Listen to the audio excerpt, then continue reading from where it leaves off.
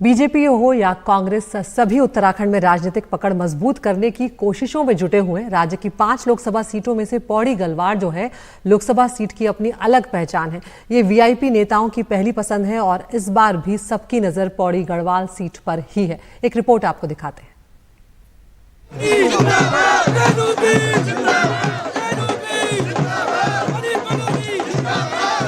Pauri Garhwal Lok Sabha seat पर सबकी नजर है, क्योंकि भारतीय जनता पार्टी के राष्ट्रीय मीडिया प्रमुख और राज्यसभा सांसद अनिल बलूनी यहां से चुनाव लड़ रहे हैं।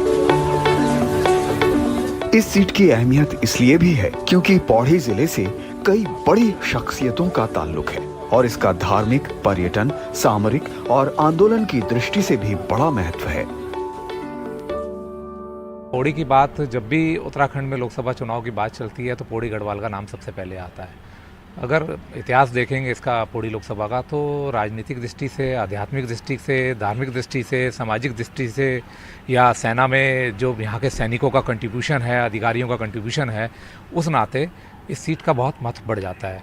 जिस सीट ने देश की राजनीति में यहाँ के एक शीर्ष पुरुष को जन्म दिया।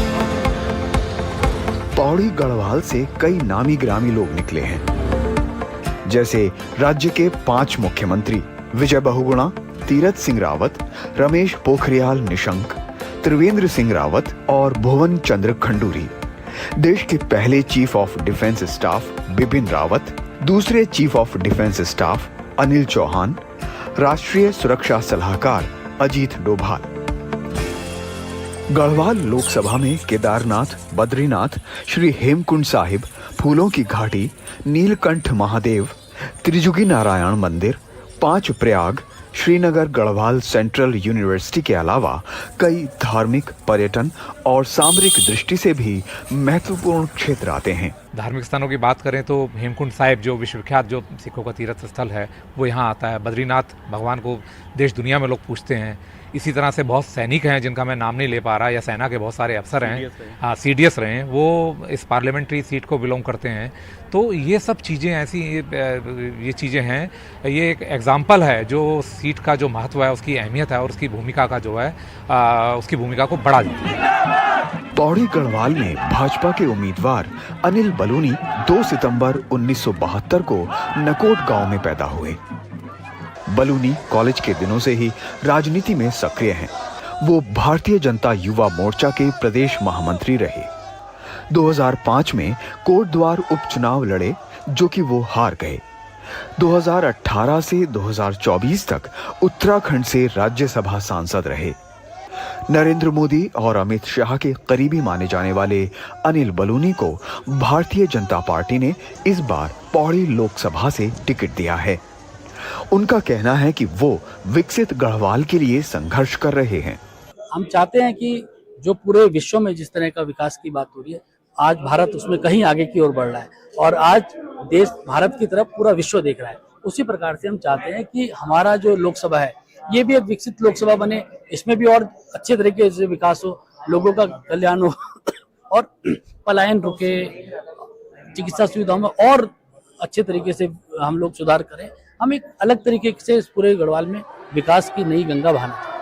पौड़ी गढ़वाल सीट भारतीय जनता पार्टी का गढ़ रही है। 2014 में यहां से उत्तराखंड के पूर्व सीएम भुवन चंद्र खंडूरी ने कांग्रेस के हरक सिंह रावत को 1,84,526 वोटों से हराया था। 2019 लोकसभा चुनाव में इस सीट से बीजेपी के तीरथ सिंह रावत जीते। उन्होंने कांग्रेस के मनीष खंडूरी को 3 लाख वोटों से हराया। इसमें रुद्रप्रयाग, देवप्रयाग, केदारनाथ, यमकेश्वर, कर्णप्रयाग, कोटद्वार, थराली, बद्रीनाथ, पौड़ी, चौबट्टा खाल, श्रीनगर, नरेंद्रनगर, लैंसडाउन और रामनगर विधानसभा सीटें आती हैं। कांग्रेस ने पौड़ी लोकसभा से गणेश गोदियाल को अपना उम्मीदवार बनाया है। गणेश गोदियाल उत्तराखंड प्रदेश कांग्रेस के अध्यक्ष रह चुके हैं। 2002 में थैलीसैंण से ये विधायक बने थे, लेकिन 2007 के चुनावों में हार गए।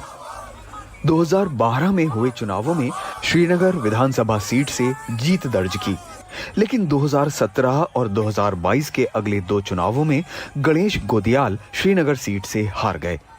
गणेश गोदियाल बेरोजगारी के मुद्दे को उजागर कर रहे हैं। सबसे बड़ा मुद्दा है बेरोजगारी।